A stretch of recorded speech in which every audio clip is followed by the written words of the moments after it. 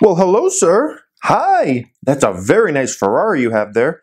Thank you so much. My name is Jeremy from the Financial Education Channel, and this is my new Ferrari. Wow. Uh-oh. Nick Woodman, what are you doing here?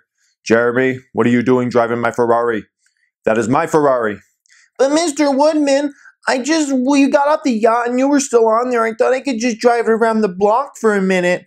Jeremy, you will never have a Ferrari. Now, let me stick this giant GoPro on my Ferrari and drive around town. Good day, subscribers. Thank you so much for joining me today. I am Jeremy. This is the Financial Education Channel, and today we're doing Stock Market Weekly Recap number 17 ever in history, guys. We're recapping the May 12th, 2017 week. I'm missing my watch. I just figured that out while I'm telling you this right now. I always record videos with a watch on. But anyways, so we're going to recap things. We're going to look at some of what the markets did, the stocks that went up the most and down the most, and boy, did we have some volatile stocks this week. We're going to look at a few of the biggest news stories we had from this past week. And then lastly, we're going to look at what we have to look forward to in the next week, what I'm keeping my eyes on, guys. So hope you guys enjoy this. Let's get into it. First off, we had the Dow Jones went down over 0.5% this week. Not a great week for the Dow Jones. NASDAQ bucked the trend again. But NASDAQ up 0.3%. Look at how much that NASDAQ, which is mostly tech stocks, look at how much that has outperformed, say, the Dow. The Dow's up 5.74%. NASDAQ year-to-date's up 13.71%. NASDAQ is just outperforming so well. And then the S&P 500 this week was down 0.35%. That's up around 7% year-to-date. So I just find it interesting that the NASDAQ is just knocking the ball out of the park as far as what it's doing, but it's kind of natural because some of the biggest companies are doing so phenomenal that are in the NASDAQ, right? Apple, Facebook, Amazon, Google. Those stocks are helping push the NASDAQ up to, record highs and this great performance year to date because they're the ones that carry the most weight and they're having a phenomenal year in general, guys. So let's look at some of these stocks here. 3D Systems went up over 28% this week. This is one of those stocks that, 3D printing, it was a highly hyped out stock. It went to, I believe, I don't know if it was this stock in particular. I think it was. This stock went to about $100 at one point. It was so ridiculously overvalued. It was unbelievable. Fell to about $10 a share this past year, and now it's starting to bounce back. But even at $20, it's so far from its all-time high. It's incredible, guys, from where those stocks were a few years ago, those 3D printing type stocks. Wayfair, I've never actually used this service before. From my understanding, it's the e-commerce type service. They went up over 25% this week. They're up over 73% year to date, and we're only, 4 months into the year? I would love to hear in that comment section if you guys have ever used that Wayfair service, or if you even know what I'm talking about there. I would just love to hear from you guys on that. Lumber Liquidators was up over 15% this week. That one's up about 60% this week, or excuse me, year to date. And Lumber Liquidators, they had a really tough 2 years ago because they had a thing come out that was basically an investigation into huge lawsuits that they had put flooring down that had some illegal chemicals in it that you're not allowed to use in the United States that are supposed to possibly cause cancer and whatnot. So Lumber Liquidators had to go and replace those floorings, try to fight off lawsuits and all that. So they had a really tough 2 years ago, and that was one of those stocks that was a Wall Street darling. It could do no wrong up until that time. And now it's starting to bounce back. Newell Brands was up around 13.58% this week. And then Beazer Homes was up around 12%. Now, the thing that surprised me about this one is it's only up 10% year to date, which means before this week, it was actually a down stock, which is very surprising to me because this is a time when home builders should be knocking the ball out of the ballpark, guys. This is their time. The 2017, maybe into 2018, we'll see when we get a little closer. This is their time to really do some impressive things as far as getting homes built. If people are buying homes right now, it's a great time to be in the market, low inventory. So I'm very surprised that they're kind of underperforming some of the other guys out there.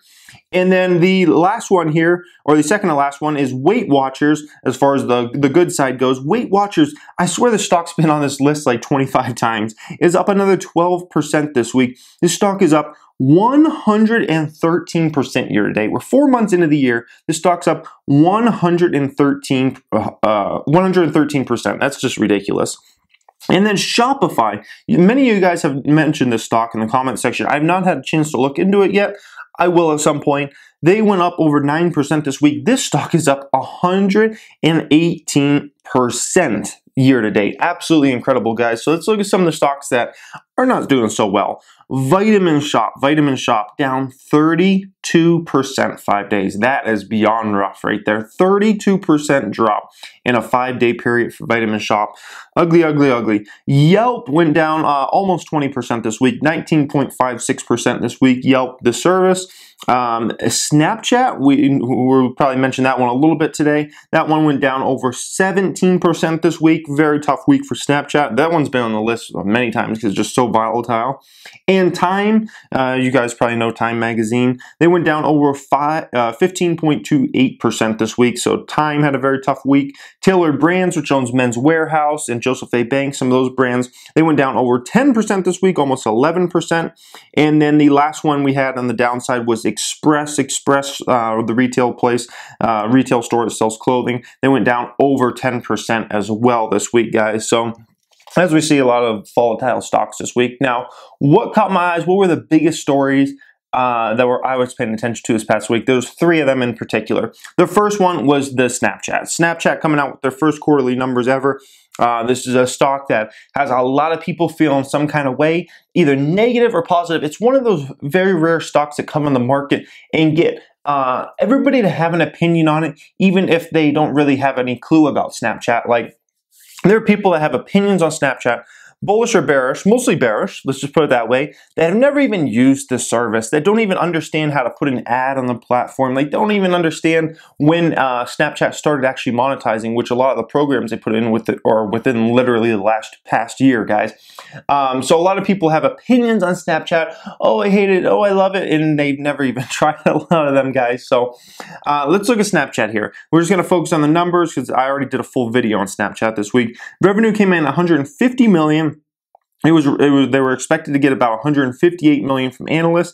Global daily active users came in at 166 million versus about 167.3 million were expected, so they underperformed analyst expectations on revenue, slightly on daily active users. Average revenue per users came in at 90 cents, which 90 cents were expected, and we're going to talk about that in a second. Loss of $2.31 a share, including compensation expenses. So this is interesting here, guys. Look at this, and let's do some math here. Once again, these analysts, it frustrates me that they get paid all this money to not even know how to do math. Average revenue per user, 90 cents analysts were expecting.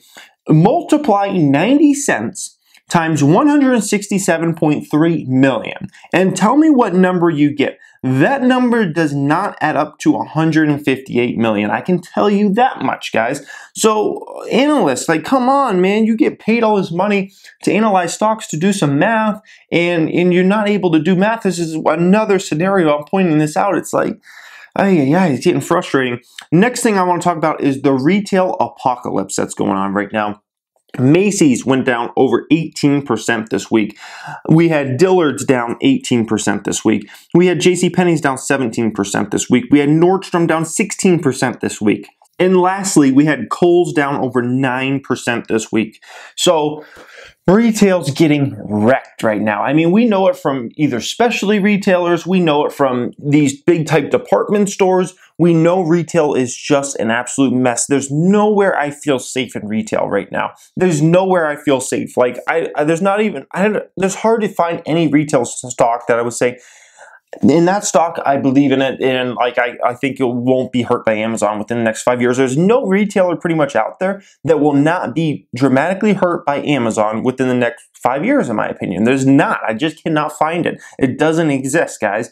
So some are getting it faster than others. We know the bookstores kind of got it first. Electronic stores have gotten it right. Best Buy's kind of been the only major one to stick around in this whole fight. Now we see department stores getting it. who's next, who's next. Amazon's coming for everyone in retail. No one is safe over time. We know they're putting a dent in places like Walmart, Target, those kind of stores. But let's stick to the department stores thing here. So this is a chart here. Women continue to make fewer trips to the mall. Now the mall is very important. So look at how many visits a woman's making to the mall per year. And just at best in 2013, it was around 18 trips to the mall. As recent as 2015 is around 8 trips to the mall, and that's expected to be under 5 trips per mall to the mall per year, guys. Then we look at the share, the bottom line there, share of women who visit the mall weekly. And just in 2013, it was 23%. And by the way, that was close to 30% in the highs ever, which was basically in the mid 2000s. Then we went down to 21%, down to 15%, in 2015 down to 6%. That number is expected to be somewhere around a 3% number now, guys, a 3% number. So what you have going on here is a mall apocalypse, which is hurting the department stores. The department stores, one, they're just having less customers come in strictly to the department store to buy stuff. That's one issue they're having. But another issue is all those specialty stores that are also struggling, right? Those stores are stores that would sometimes bring in those more I guess you'd call them consumers that maybe won't shop at a department store, but they'll shop at those specialty stores. I'm talking about stores like Tilly's, Abercrombie and Fitch. I'm trying to think of some of those, Aeropostale, some of those different kind of stores, guys. Those ones are all struggling. Those ones are having a harder and harder time to bring in traffic to the stores. So what you have is you have the department stores having a tougher time bringing in customers. You have all those specialty type stores having a harder time. The express type stores, all those kind of stores. So what you have is a situation where all of a sudden there's less and less people going to the mall each time, which means you have less and less opportunity to sell them. If they're coming in the mall less, then you have less chance of them seeing your sign that says, hey, 30% off shoes today. Like, it's common sense there, guys. So I don't see this problem getting fixed anytime soon. The death of the retail mall is real. It's real and it's happening. Malls need to evolve. I don't know if the indoor type mall that got so popular from basically the 1960s all the way up until about the mid 2000s, there has not been a major indoor mall built since 2006, which kind of just proves, how outdated the indoor mall is. So things are going to change. Retail apocalypse is going on. A lot of these retailers are failing. A lot have already failed and are done and will never come back. Some are going to continue to fail, including some big department stores that we could never imagine, dying in our lifetime. Some of these big department stores that would make $1 billion, $2 billion, $3 billion in profit just a few years ago are going to be almost extinct in a few years from now, guys. And it's quite amazing to me. It's something different, even for a millennial like myself. I grew up as a kid, a mall was kind of a cool place to go when you're in middle school and high school and whatnot. Maybe not so much high school, but like middle school. Cool place to go and hang out. And, I remember always going with my mom. My mom would go to the mall a lot. She goes even to the mall a lot less nowadays. And then I think, her generation that was the big time Macy's shopper, she's a diehard Macy's fan. She loves Dillard's. She loves these department stores. I'm thinking when that generation kind of dies off, who do you have at that point? Because I know my wife, a millennial, she doesn't shop at Dillard's. She doesn't care to shop at, Macy's or JCPenney's or some of these places. Like, no, it's not those kind of places anymore. So I'm just wondering like what's going to happen there. I don't see a good way out for pretty much any retailer out there, guys. It's death, and it's death to all mall retailers right now. Nvidia caught my eye this week. This one went up over 23%. It had a great week. Now, the reason Nvidia is going up so much is, one, they reported great numbers. I mean, let's just look at that. The company reported EPS of 79 cents on $1.94 billion in revenue. The analysts were expecting around 66 cents of EPS on $1.91 billion in revenue. So they just did phenomenal numbers there. But the real reason Nvidia is skyrocketing, continues skyrocketing, is basically what they have going on with artificial intelligence. Nvidia CEO, software is eating the world, but AI is going to eat software. So what you have there is you have a situation where Nvidia looks like it's in the forefront of artificial intelligence type technology, right? So for instance, a self-driving car. what does it kind of need? It needs to have artificial intelligence so we can adapt and learn its entire environment around it and know there's a person over there. I got to watch out for that. The light's turning yellow now. I got to watch out for that and either get past the light or stop here. You know, the speed limit's 55 miles per hour, but now it just changed to 35, so I need to slow the car down. Like, if you want a full self-driving car, and, you know, say we have this over the next 5 years, there's already self-driving to a certain extent, but I'm talking about taking it to the level that it's so far superior to a human driver that it doesn't make sense for a human driver to drive anymore at that stage. That's where they're going with this, and you need all this advanced type equipment, these advanced type chips that can learn. And who's the main supplier? Who looks like they're out in front of everybody? It's NVIDIA at this point. So it's looking like NVIDIA is going to possibly win this game, which is going to be a game that's played for the next 10, 20 years, and they're in the forefront of it. So that's the thing that's pushing up the stock. I mean, imagine, there's another situation. Imagine you have an Amazon Echo, right? And you say, Amazon Echo, buy me a pair of Adidas sweatpants, black, with a white stripe through them, and I need the cheapest price possible.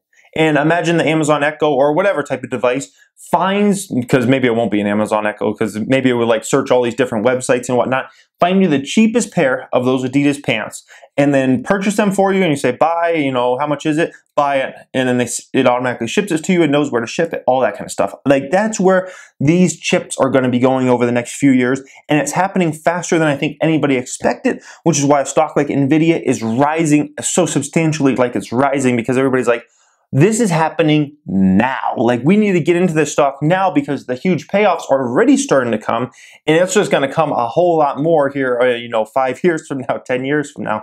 So it's very interesting stock to watch right now.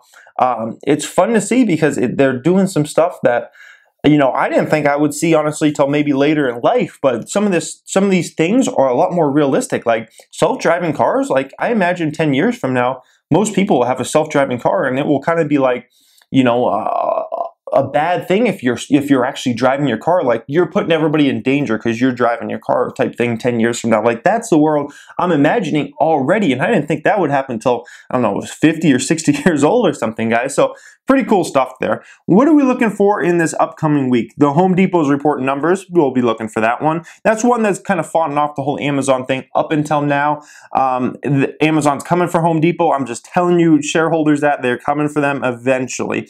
Target, they're reporting numbers next week. We'll get to see what they report. Walmart, the other company that's trying to fight off Amazon right now, they are reporting numbers. Alibaba, Baba's a company I'm looking into right now. They're reporting numbers. And last but not least is John Deere. We're going to look at that agricultural type company, and they also have some construction products they also sell, so we'll get to see what type of numbers they're putting out. Anyways, I hope you guys enjoyed. This was Stock Market Weekly Recap number 17 ever in history, recapping the March 12, 2017 week. Hope you guys enjoyed. I do these every single Saturday. If you just came across this channel, you may want to subscribe. We talk personal finance, we talk entrepreneurship. I'm an actual business owner, give away so many business tips.